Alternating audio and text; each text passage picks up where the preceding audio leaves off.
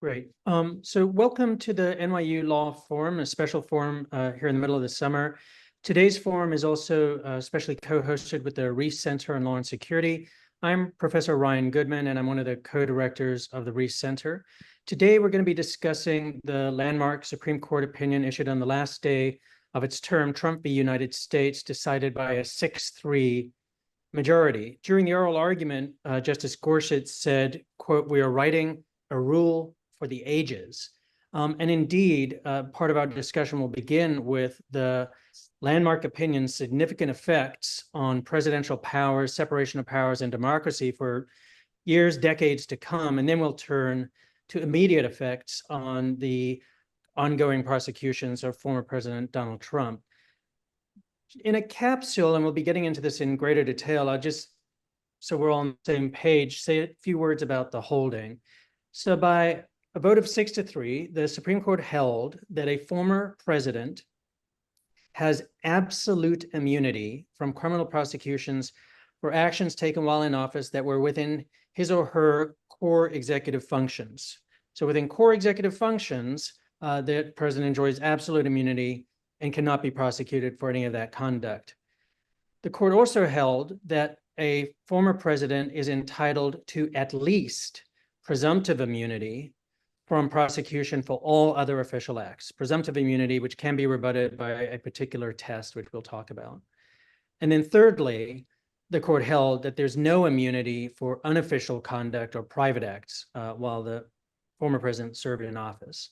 So just to give a sense of it, in terms of what did the court say about core and absolute core executive functions and absolute immunity, presumptive immunity for all other official acts, and private acts, the three different baskets. So for core executive functions that the court said were conclusive and preclusive executive powers, precluding Congress from acting in that space, the court 5 members of the court reached out and determined, 6 members of the court reached out and determined that the Department of Justice allegations in Jack Smith's indictment were within the core, and the president's relationship to investigations and prosecutions by the Department of Justice were entitled to absolute immunity.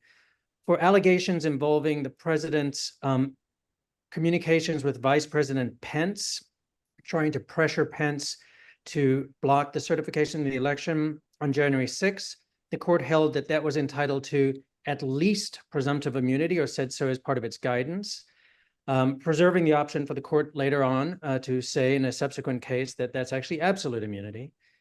And for acts that could potentially fall within private conduct, non-official conduct, the court held, basically said, left out in the open the idea that the allegations involving the alternate slate of electors, even though the President of the United States has no role in their appointment and no role in the certification of those electors and the certification of the election on January 6th, may still be private conduct, and left it for the lower court to decide. On that particular issue, Justice Amy Coney Barrett, in a concurring opinion, said that she would have reached the holding of that conduct, and which said that there's, quote unquote, no plausible argument for barring prosecution of that alleged conduct, as it was so clearly and obviously private and personal.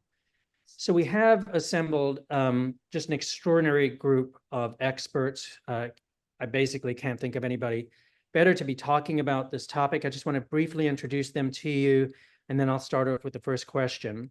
And in alphabetical order, Mary McCord, who is visiting professor of law and executive director of the Institute for Constitutional Advocacy and Protection, otherwise known as ICAP, at Georgetown University Law Center. She served as Principal Deputy Assistant Attorney General and Acting Assistant Attorney General for National Security, and also served for nearly 20 years as a federal prosecutor in Washington, D.C. Trevor Morrison is the Eric M. and Laurie B. Roth Professor of Law. He's the Dean Emeritus of NYU School of Law and is a faculty co-director of the Reiss Center on Law and Security. He served as Associate Counsel to President Obama, and also previously served in the Office of Solicitor General and in the Department of Justice's Office of Legal Counsel. Andrew Weissman is Professor of Practice and Faculty Co-Director of the Reiss Center on Law and Security. He served as a lead prosecutor in Robert Mueller's Special Counsel Office, served as Chief of the Fraud Section from 2015 to 2019 at the Justice Department, and also served as former General Counsel of the FBI. So just an extraordinary group of minds, and somebody a conversation I've been looking forward to from the moment we decided to put this together. So I'm going to also integrate into my questions from the audience, and I'll identify them when we do that. So Trevor, I wanted to turn to you first.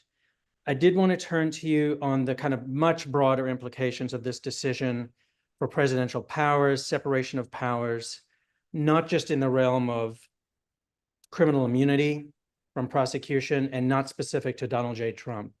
So the question is basically, can you talk to us about and discuss the broader implications of the opinion for the power of the executive branch, specifically with respect to Congress? And it seems as though a predicate of the court's holding on absolute immunity is an antecedent holding, that a president's involvement with the Department of Justice's investigations and prosecutions is part of their core authority and conclusive and preclusive executive authority. Preclusive meaning that it is, to use the words from Justice Jackson and Youngstown, quote, beyond the control by Congress. So it seems to me that a fair description is that the court is also telling us that Congress cannot control the president in this space of what the president does with respect to ordering investigations and prosecutions of Congress. And that maybe has implications for congressional regulation of the executive branch and congressional oversight of the executive branch writ large within the space of vis-a-vis the Department of Justice. Is that right? Is that the right way to be reading the opinion? Does it have those kinds of implications? Yeah, no, that's a great question. Glad to be here. Thanks for the introduction, Ryan. I'm glad to be here with Mary and Andrew too. And thanks to the 380 some folks who've joined us in the middle of July. So, right, this question, this is a criminal prosecution. It's a question of, immunity, asserted immunity from criminal prosecution, but it's a question that, the courts have never faced. And so just a kind of threshold thing is like, well, what existing principles could one reach for just to try and organize our thinking here? And before oral argument in the case, before oral argument before the Supreme Court, which happened in late April, I was among some number of folks who suggested that we do have some resources from the way the Supreme Court and frankly, other branches of the government and academic commentators and others have thought about the constitutional separation of powers in general, not necessarily in the context of criminal prosecutions, but in general. And, inevitably the place that one, turns to sooner or later, usually to start when thinking about that sort of thing, is Justice Robert Jackson's concurring opinion in the famous Youngstown case from 1952 involving President Truman's order to basically seize control of privately owned steel mills in order to ensure their continued operation. And the court held that that was beyond the president's power. And Jackson, concurring with that result, laid things out and basically said, in order to figure out the scope of the president's power to do anything, the most important question to ask is, what has Congress done? So from the very beginning, we're thinking about presidential power in interaction with congressional power. And he laid out a kind of framework. And he's, that what we've often thought is the trickiest category is a kind of middle category. When the president has the most power, when he is acting pursuant to authorization by Congress. In those circumstances, he has whatever power he has inherently under the Constitution and whatever power Congress has permissibly given to him in that case through the statutes at issue in that case. There's a second category that's more murky. Jackson called a zone of twilight, whatever that means, cue the music. And that's where Congress has sort of said nothing, or at least nothing that is interpretable.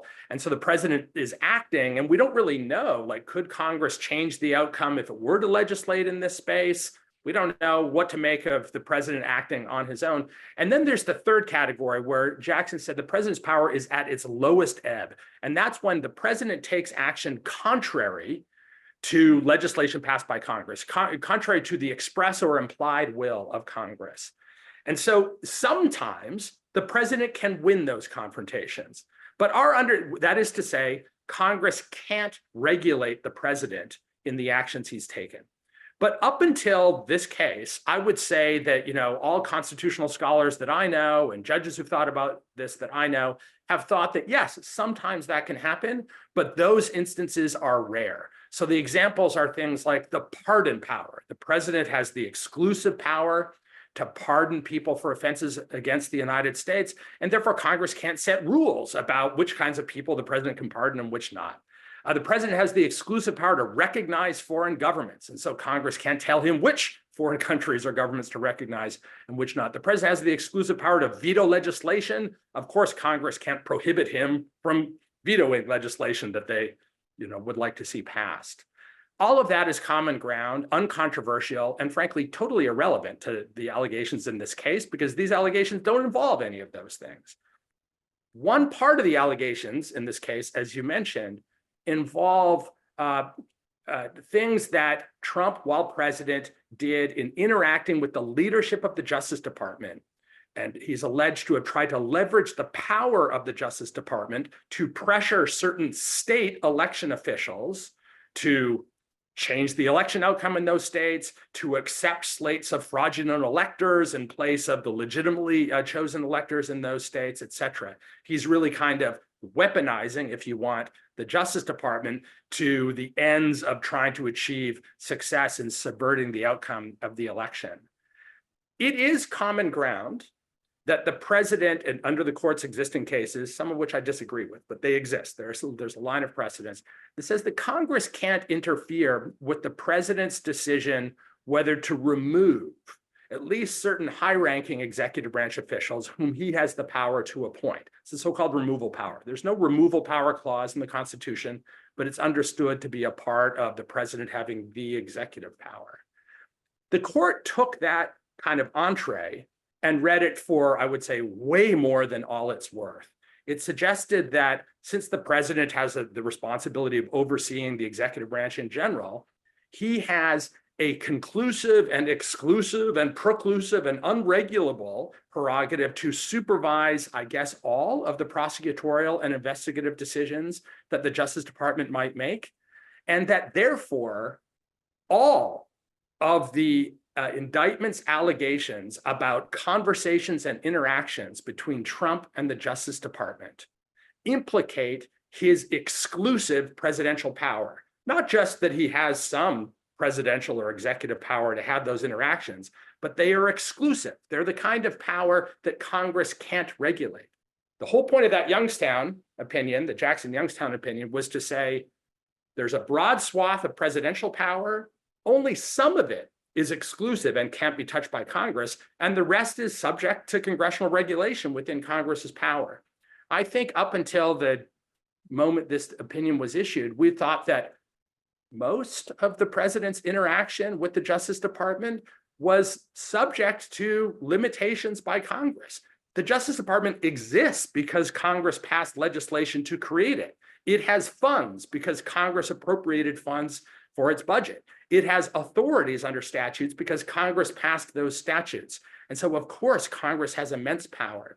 But in the course of trying to establish that Trump is immune from charges relating to his interactions with the acting attorney general and other high-ranking members of the Justice Department, the court, I think, frankly, quite carelessly, in a way that I think is not characteristic of Chief Justice Roberts's judicial writings in the main.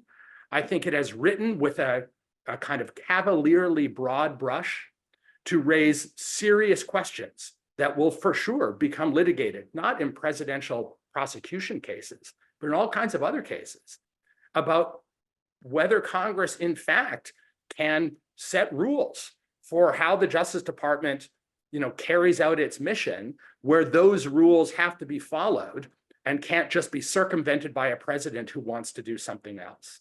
I don't think we have supposed up until today that every aspect of the Justice Department's operation is like immune from congressional control. And to be clear, the majority opinion didn't say that thing that I just mentioned explicitly, but it also did not deny it. And it used the kind of broad language that could be read to suggest a zone of exclusive presidential power under the Constitution that is far more broad than I think anyone plausibly thought. And whether that's the right reading of the court's opinion or not will be fodder for future litigation. But just to editorialize for one final second, the court didn't need to come close to saying any of that to get where it, evidently wanted to go. This opinion, at every point, sort of involves the invocation of a principle that on its face is not necessarily objectionable, and then the exploration of that principle beyond the point of plausibility. It's a reckless piece of judicial writing. Thanks. And Mary, if I could turn to you on a follow-up question in a sense, which is whether or not what you think about the court's reasoning with respect to the Department of Justice, whether that applies to other departments and agencies. One of the audience questions was about the examples that Justice Sotomayor gives in her dissent, and are those in fact plausible implications of the majority's opinion? I think a key one that sticks in people's minds from the DC Court of Appeals oral argument through to the oral argument, the Supreme Court, and then Justice Sotomayor's dissent is, does this mean that the President of the United States could order SEAL Team 6 to assassinate a political enemy, and at a minimum is criminally immune from prosecution for that act? We could go into further questions about whether it means Congress can regulate in that space, but just the immunity from criminal prosecution, because isn't there a way of thinking of this that if the President of the United States has core executive function with respect to the Department of Justice, a fortiori, he or she has core executive functions with respect to the US military? Is that the right way to think about it? Well, I certainly think that is a way to think about it that does seem to be grounded in the majority opinion, even though they in fact explicitly decline to address that very question, that very hypothetical that Justice Sotomayor raised in her dissent, which was raised at argument, which in fact Justice Alito kind of brushed aside as too far-fetched and hypothetical, and no one would plausibly think that that was permissible. Yet in the majority opinion, the Chief Justice says, we're not going to address these fear-mongering hypotheticals. So he doesn't answer it. But if you look at the rest of the opinion, I don't really see any good basis to distinguish this idea that the powers of the Justice Department, investigation and prosecution, is more uniquely within the core constitutional functions of a president than, for example, the powers of the Department of Defense, because the president, after all, is the commander-in-chief directly of our military under the Constitution. But I would say other agencies as well. The IRS, for example, all of the regulatory agencies, these are sort of under the rationale, which in some ways relies on the take care clause, that the president's duty to take care that the laws be faithfully, enforced and executed, that those would apply to, all of his sort of executive branch responsibilities, all the responsibilities of the executive agencies. Now, a slight kind of contrast to that is the take care clause is about all the laws, right? So laws have their source in the Constitution, or they have their source in things that Congress passes. So there's a little bit of a tension, it seems to me, to the extent that the take care clause is at least part the source of this core constitutional function. But I guess it's only to the extent that the president is taking care that the Constitution be executed, and he can not have to abide by the laws that Congress would pass, at least according to Trevor's analysis, which seems to me to be the analysis that the majority uses. So I do think that's one of the not fully addressed questions. That's one of the reasons I think that Trevor has said that this is just really poorly written. It gives, it sounds extremely expansive, but when you think back about onto the oral argument, the kind of incredulousness of even the, conservative like Justice Alito about that hypothetical, the Chief Justice sort of dismissiveness of even having to consider it,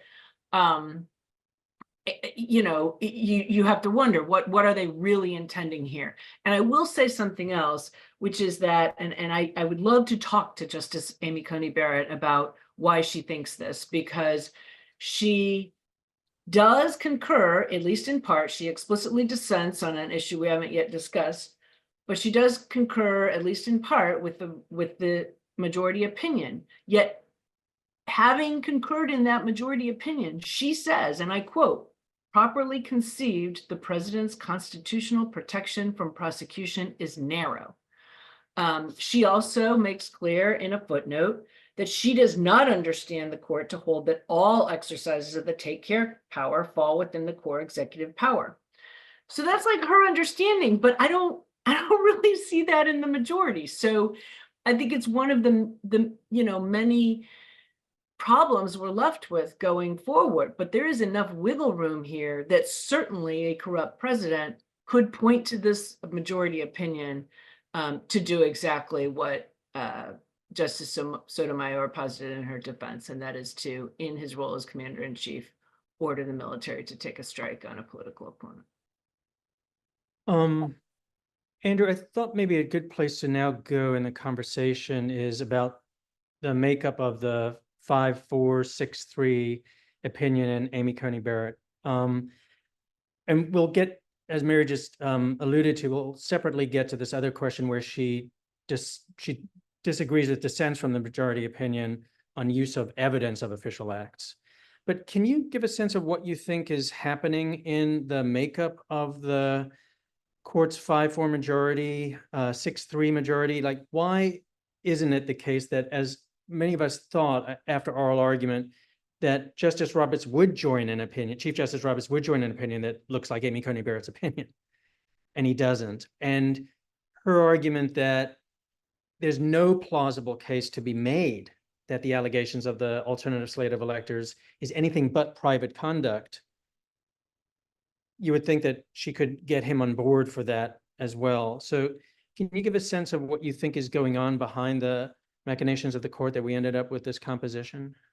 Well, I think it's very hard not to read the decision in an incredibly cynical fashion in terms of it being goal-oriented, in terms of not just the January 6th DC case, but also with respect to something you referred to, Ryan, which was the inability to use official conduct even when the president is charged with unofficial or personal charges, which is the case in the New York case that was completed, and in the case in Florida. Those are both unofficial cases under sort of any reading of the majority, but the decision 5-4 precludes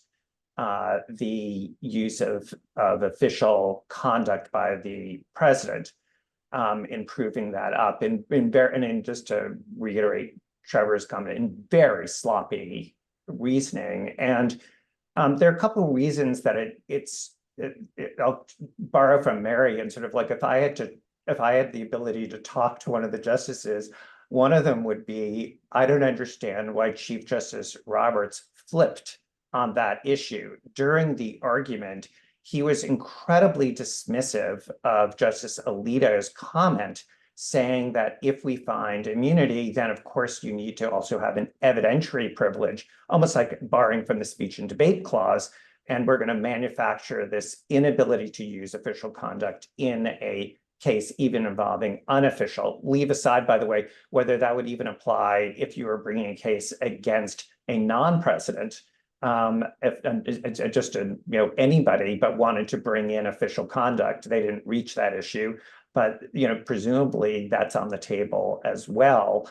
And Chief Justice Roberts said that that is such a way to hamstring a prosecutor that if you take out that proof. And he was quite dismissive at oral argument, and there he is in the majority 5-4. And if he had joined Amy Coney Barrett on that, it would have been 5-4 the other way, at least on that issue. And I just don't understand the sort of, oh, was he doing this to sort of write the opinion or to be in the lead or to show that he's still relevant? Well, he still could have if he had joined on that issue.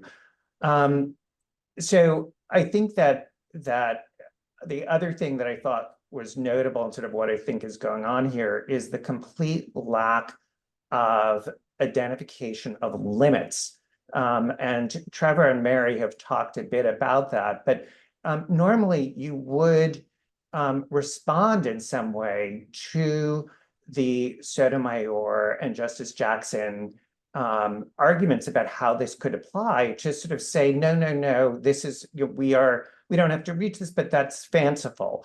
Or to join Justice Barrett in saying, when it comes to the slate of fake electors, that's clearly personal, to give some balance to the opinion. And the same will get to the test for rebutting, but there's no balance to that at all. They lop off the balancing, which they take from a Supreme Court case. And I think the way I looked at that was just to take the issue of the reason that there is not a single example given in the majority of unofficial conduct.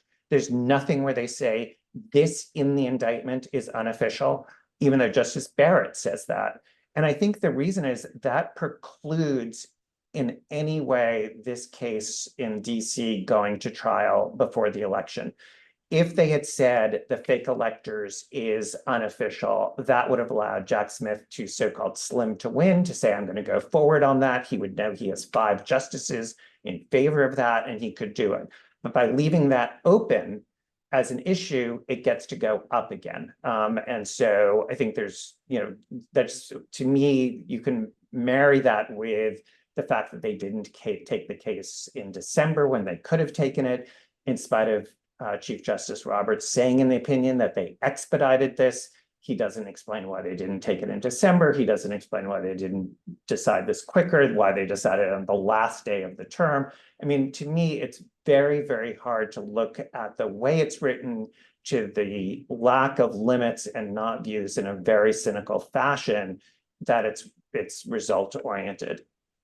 Finally, I'll just say that you read Justice Barrett's concurrence, and it sort of reads like it was going to be the majority. Like it seemed like it's something that everyone, that 5 justices at least could get around. And then I think the big issue is, why did the Chief Justice not join that? Right. So I want to get to other questions, like how the ruling might apply to subordinates within the executive branch who might be ordered by the president to engage in unlawful conduct.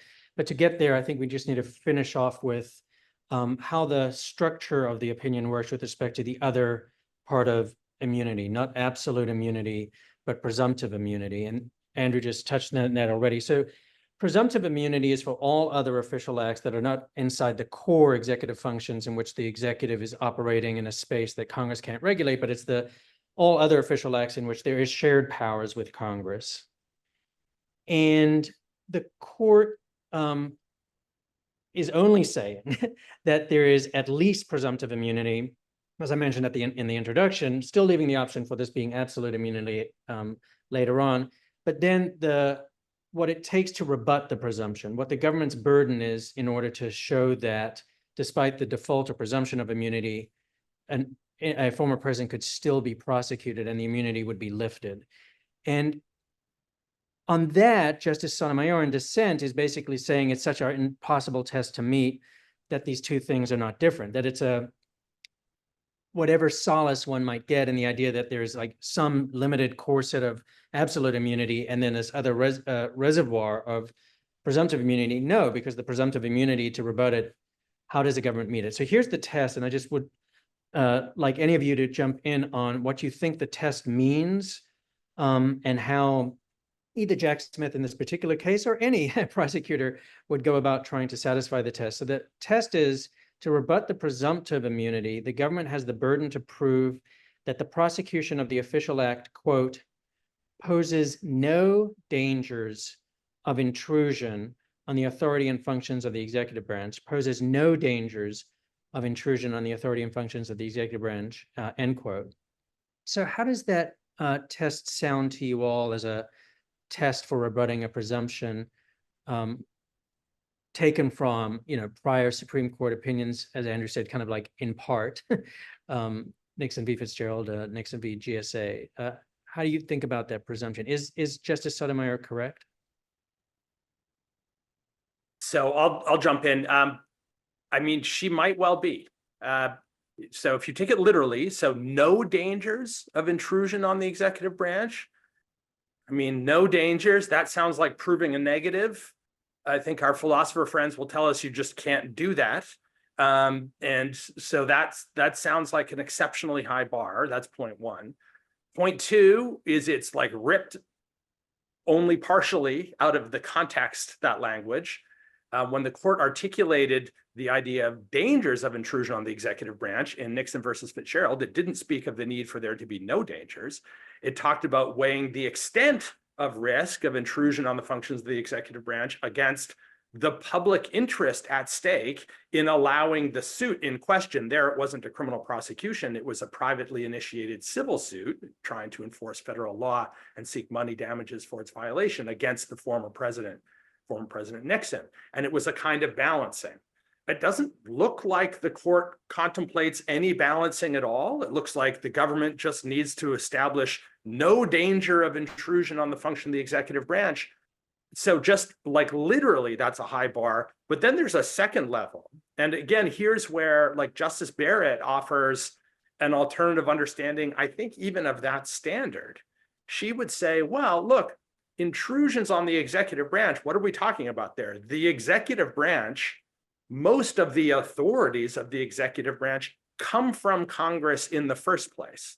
So the idea that Congress by law would subject some executive action to limitation by like passing criminal laws that apply to federal officials, that's what, you know, all of federal, you know, official corruption laws applied at the federal level is about, is not an intrusion on the functions of the executive branch. It is actually setting limits on what is permissible for members of the executive branch to do. So if you think of it that way, the analysis falls back, and this is how it works in Barrett's opinion, it falls back on the Youngstown scheme. If we're talking about core presidential powers that can't be regulated by Congress, that's one thing. But as she emphasizes, not all executive power, it belongs to the sole prerogative of the chief executive in terms of how it's exercised. Congress can regulate it through statute. And it kind of definitionally can't be an undue intrusion on the executive branch for Congress legislatively to set limits on how that statutorily granted executive power is exercised in the first place. So I think that because Barrett thinks that's a possible way to understand even this standard as articulated by the majority, I don't think she says, you know, she's feeling the majority going that way, but it's sort of like technically possible. That's what enables her opinion to be styled a concurrence on this most critical of points. But, you know, Sotomayor takes the other position. She says, I'm going to take the court at its word. It says no dangers. I mean, no dangers, that means no danger, I guess. And that sounds like a test that was designed never to be passed. And that's what produces her parade of horribles about SEAL Team 6, et cetera. She says, look, it really doesn't matter if this presumption of immunity is indeed only presumptive as opposed to categorically absolute, if the bar for overcoming the presumption is like conceptually and practically impossible to clear. I think Sotomayor's interpretation could be right. Barrett's interpretation could be right. I think at the end of the day, almost everything that's important about this case and future prosecutions of presidents is about this issue.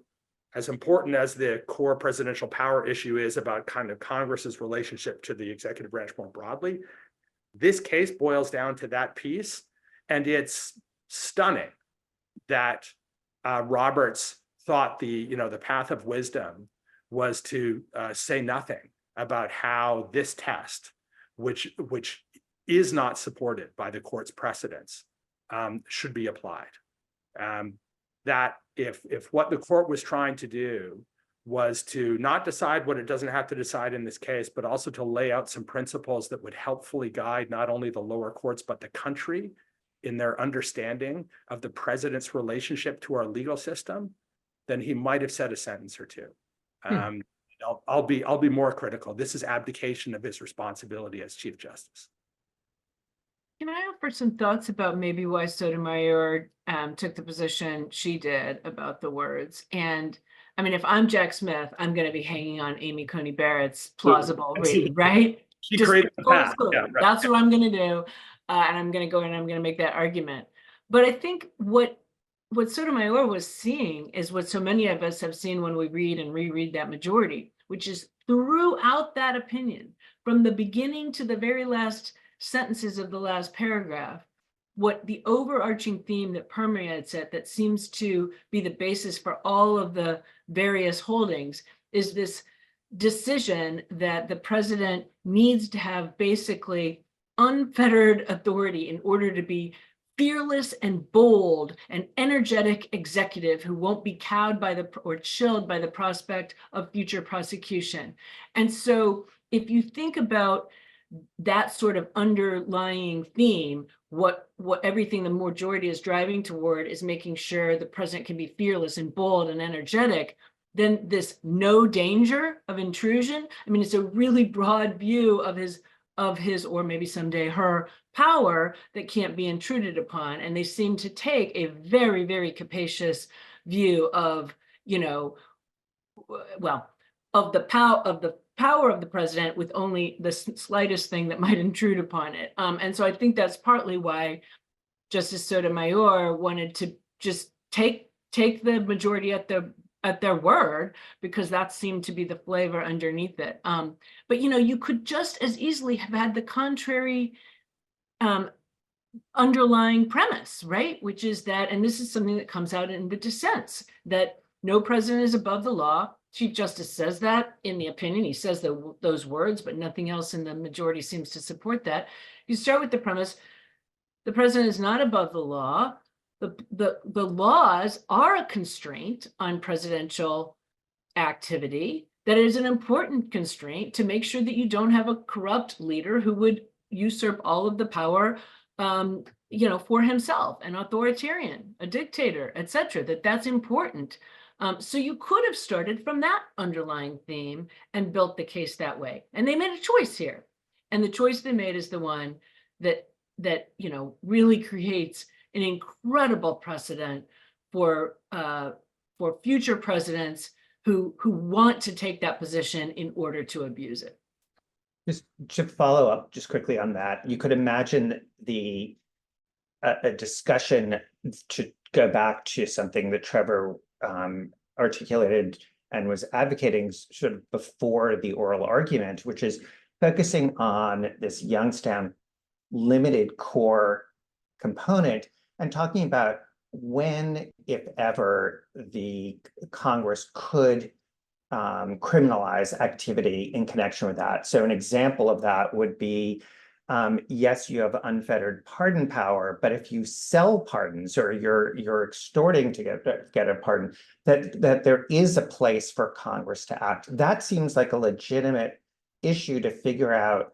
How do you deal with, obviously, you can't have true exclusive and preclusive core presidential powers and then say Congress can criminalize it. But there are aspects that they could, and instead they just went so far in the other extreme that sort of a hypothetical I think about under this opinion is a president who says to the Attorney General, I want you to bring prosecutions against, pick your religion, pick your race, something which is clearly otherwise illegal. And this opinion says that those conversations with the Attorney General are core functions that cannot be looked into. And it's important to note that at page 21 of this decision, the court is specifically saying that's true with respect to sham investigations.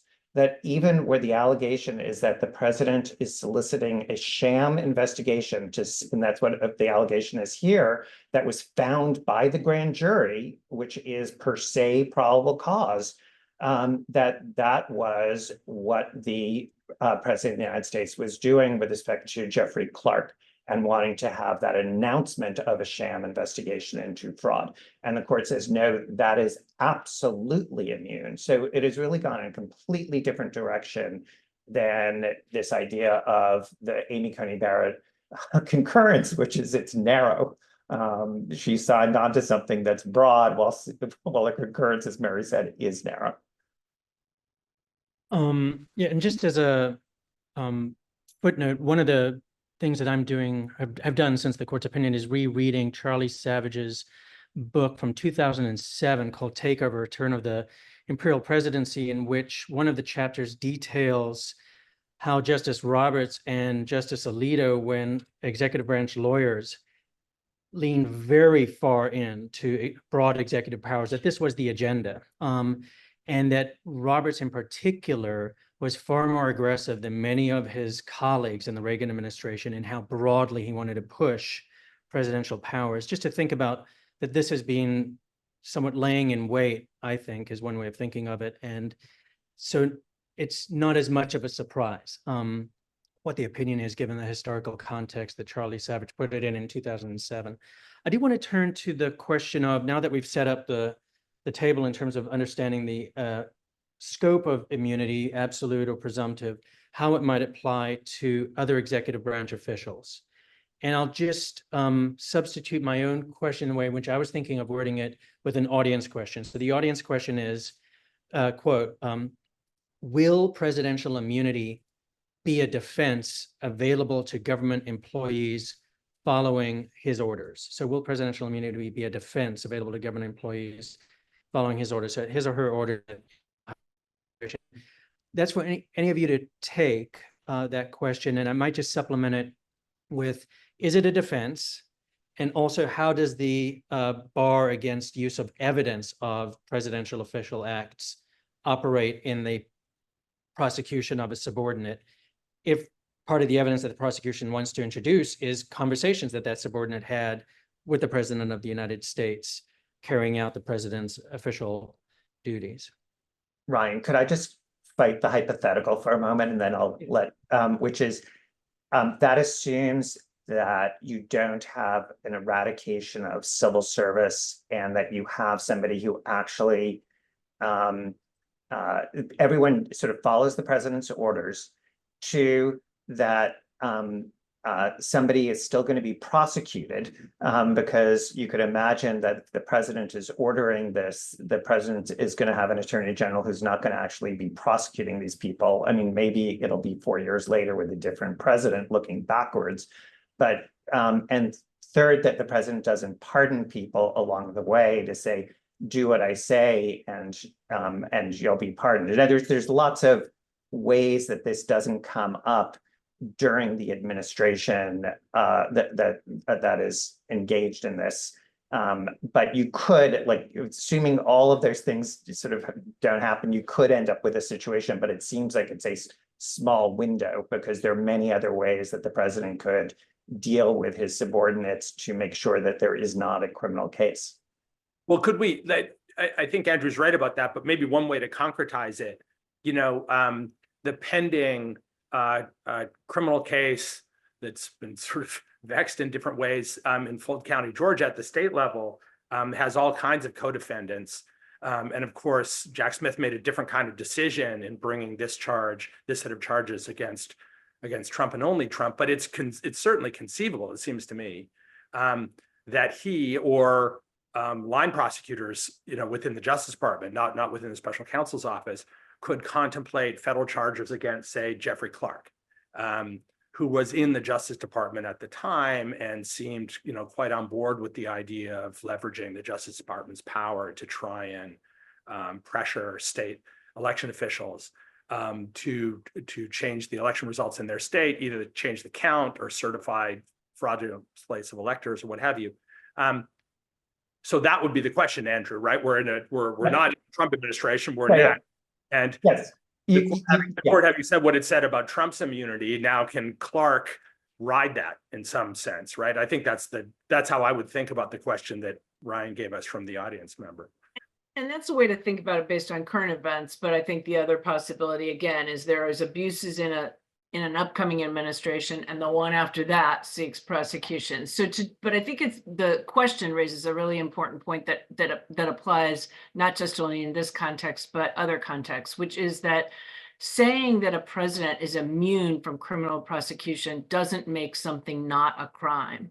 And so the subordinates, you know, they are still committing crimes. Now, they could potentially argue they were under duress, as a defense because the president himself was telling them, although good luck with that if they know it's a crime, because they could also resign as opposed to commit that crime. They could try to make an argument that this was what's called a public authority defense, which says, but you've got to then actually believe that you are being told to do something by somebody who is authorizing you to do that action. And if it's the type of thing that is just under any, established case law is unlawful conduct, even if the president's telling you to go ahead and do it, I think you'd be hard pressed to have a successful public authority defense. And I raise this in part because this idea, I think it's very important for the public not to confuse immunity with something not being criminal, because these things are still criminal, and all of us poor minions are still subject to prosecution when we violate criminal statutes. And in the civil context, the court has differentiated and said that subordinates not conclusively, but in certain areas would have qualified immunity in certain contexts, even when the higher level official would have complete immunity. So to the extent that the court is looking to the civil analogies, which they clearly were doing in connection with this case, there is a way to differentiate, but it seems very much on the table. And that is what you're going to see junior people, to the extent that this ever comes up, arguing this as an issue, which, again, it'll be a novel issue to the back up to the court. And then finally, I do think there's a big open issue about, in connection with the criminal case of a subordinate, whether the court's holding that you cannot use official actions of the president in a case involving the unofficial actions of the president or official actions of the president, that will be something that the court extends to prosecutions of underlings, because the argument will be that that is chilling and poses dangers to the functioning, the sort of the vital and unfettered, bold and vigorous presidency, unless and until we have a different Supreme Court. Yeah, can I just chime in there? I agree with that. I think these hypotheticals, which very quickly may not be hypotheticals but real, about the prosecutability of other officials within the executive branch, Justice Department or elsewhere.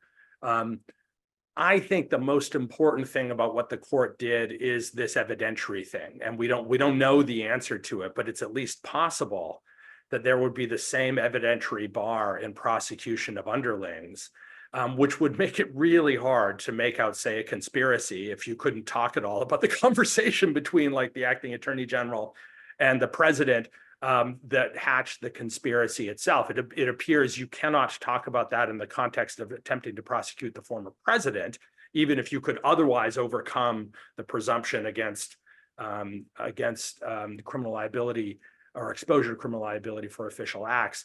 You just can't use that evidence. It seems like, although there is a battle between Roberts and Barrett that includes a footnote from Roberts that I've read going on 25 times, and still I understand less than I did the first time I read it. So tons of uncertainty there to work out, but I think quite great risk that whatever that evidentiary preclusion rule is will go beyond just cases against the president, because if there's anything there, it seems to be about protecting from judicial examination an aspect of presidential activity, including communications with his underlings. I just want to come back to something else very important that Mary pointed out, this idea that just because the president's immune doesn't mean that he didn't commit a crime, or that there wasn't a crime committed here. I think that's quite right, but I also think it kind of breaks down a little bit in this area that various of us have different views on. And I don't want to speak in too great a generalizations, but I think that current and former prosecutors come at these issues with one set of instincts about what it means to talk about immunity, and someone who's like a constitutional person comes at it with maybe a different set of instincts. And I'm really talking about that area of core presidential power. Yeah. There are a lot of folks who think I understand that the Constitution would bar a prosecution of a president for taking conduct within a zone of exclusive presidential authority, but I don't think it's right to talk about that as immunity. I think what it is a substantively unconstitutional law. I have written that we can call it immunity, but I don't feel super strongly about it. As long as you can raise it at the outset of the case and take an appeal at the outset of the case, then functionally it's the same, except here. I think there would be a constitutional problem with prosecuting, say, an attorney general for following an order of the president within a zone of exclusive presidential responsibility. Because I think the idea would be not like if the president has exclusive presidential responsibility to decide whom to nominate to certain offices or decide whether to pardon someone, for example. I don't think that means he has to do all that work on his own. I do think he gets to rely on the people who work for him to help undertake that action. What that really means is it would be one thing if in the super rare case, someone, not the president in the executive branch, were being prosecuted for carrying out a presidential order where the order of the president was an exercise of his exclusive authority. That's not most of what the president does. That's not most of what the government does. On the other hand, if it's just an official act of the president, not within his exclusive authority, then even if the president is immune on the court's newfangled standard, I think Mary's exactly right. In that much larger potential set of cases, it's still a crime because there's no unconstitutionality here of making it a crime. It's just the court has fashioned a rule of immunity applicable to the president only. And so I think the attorney general or others in the Justice Department or in the Defense Department or whatever are on the hook, and they're in the position of having an obligation not to follow an illegal order. And your explanation there jives also again with Justice Barrett, right? And I don't disagree with you. And I was not really talking about things within the court. I was not being precise. So I agree with you. But Justice Barrett gives the example of murder of a foreign murder in a foreign country is unlawful, conspiracy to murder in a foreign country. But the president, of course, has the authority to make a decision to do a hostage rescue, which can result in killing people in a foreign country. And she doesn't necessarily say she agrees, but at least the argument has been made, and I think it's probably correct, that that's not an unlawful killing because of the president's authority there. So I totally agree with you on those things. That just takes it out of being a crime. But that's why I like her analysis. It's a cleaner analysis, right? Could this crime actually apply to the president in an exercise of his constitutional powers? And there the answer, I think, is no. And then we don't have this problem of the complexities of the majority, the way it analyzes immunity. Great. So I think there are two ways that it's important also to realize there still is a crime here, whether you go by Justice Barrett's analysis or the majority's, which is things that are that we have here that are coming up, which is the crime fraud exception to the attorney-client privilege. And if you don't have a crime, you don't have crime fraud. And so that is an issue that then Chief Judge Beryl Howell dealt with. That's now going to be before Judge Cannon. And so that you do have this issue about whether something is in fact a crime. And then a question that we've been getting is on our podcast is the issue of impeachment.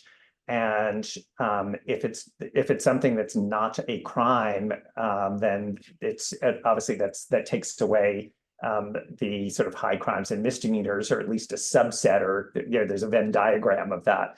So here, by the fact that it's immunity and not saying it's not illegal, you don't have that sort of facial issue of could this still be a matter that could be the subject of an impeachment proceeding. That sounds right to me. So we just have a few more minutes left, and I wanted to turn the focus on the Jack Smith prosecution that now has to deal in the wake of this court opinion. So obviously, I don't know of anybody who thinks that a prosecution or a trial could take place before the election or before January 20th, partly because, as Justice Amy Coney Barrett has said, all of this is subject to interlocutory appeal. So whatever Judge Chutkan does at the trial court level in applying the court's framework to the alleged facts, if she finds against Trump in any which way, he just appeals that, and then we have to go back to the Supreme Court and back down. That's months, maybe years. Bracketing that, let's assume Trump loses the election. And so this is then a criminal trial that can take place. Maybe this is just in terms of last words from Mary or Andrew from your prosecutorial experience. What does the Department of Justice do? How do you handle this opinion? Is the idea that you just look at the long term and you put forward your strongest case, realizing there's going through this interlocutory appeal and the Supreme Court can smack it all down, and then you'll see what you're left with? Is that the thought process? What's the strategy that goes forward in the event that there's no time constraints or the like? Yeah, I mean, the marching orders that the court gave, right, are with respect to the communications with Pence. Government has the opportunity to try to rebut. We've talked about how hard it might be to rebut that there's no danger. But for the other two things, you've got the fraudulent elector scheme, and the court says, the trial court now needs to do a fact-specific assessment of the numerous alleged interactions between the former president and state legislators and others to determine whether this is official or unofficial, noting that it is the not part of the president's executive functions to have anything to do with states sending their electoral college ballots up for Congress to count on January 6th. That is by the Constitution committed to the states. So it could be there. Jack Smith thinks, hey, I've got a really good argument that what he's doing here is outside of his outside of the outer perimeter of his official activities and therefore personal, and I'm going to go ahead and try that. And I already had Amy Coney Barrett at least say that this is personal, and so that's my best shot. Now then, whether he go, and he might want to trim it to that, but they also gave him some marching orders when it came to the tweets and the ellipsis speech and that urging the rioters to go march on the Capitol, and if Mike Pence had had the courage to do what needed to be done, everything would be fine. And the court there again remands for this factual hearing, but does say there could be a difference between the president has, as part of his executive function, the right to use the bully pulpit, but it can be different if he's speaking as a candidate or as a party leader. So Jack Smith may think, I've got a really good case that he's at that point speaking as a candidate and not as president. So he could go forth on all of them, but he could also decide, I'm going to trim it down to the thing that I think I'm most likely to be able to pull one more vote out of the Supreme Court if it gets there sometime down the line after factual development. So how's that for a non-answer answer? I agree with that, other than because this has to go back up to the Supreme Court because Donald Trump will take it there. The normal rule, which would be, okay, it's like a bridge game to lead with your longest and strongest suit and keep maybe to fake electors and go with that because it's clean, and then that way you have fewer appeal issues. Here, the appeal issues are beforehand. So you might as well go for what you think is right, and obviously that, and adhere to the ruling, but go for what you think you can justify factually and legally, and because the Supreme Court's going to rule on it. And just to be clear, Ryan, to go back to where you started, there's very broad language about how broad official is. And so that is one where the court can really expand, and essentially, even with respect to the fake electors, there are 4 justices who say that is unofficial, but they may not get that 5th vote. And there's still the possibility that we're going to have that test on presumption actually go away. And they're going to say, you know what, we said at least, and now we're going to actually say it's absolute. And so there are a lot of open issues on that. So they might as well, in my view, if I had the infinite time, I would just go with what I think is right and I can support factually. Great. So we're out of time. I have triple the amount of questions that I'd like to ask you all. Just thank you all so much for lending your expertise to such an important topic. Thanks, Ryan. Thank you, Ryan. Thank you, Ryan, Everybody. and everyone else.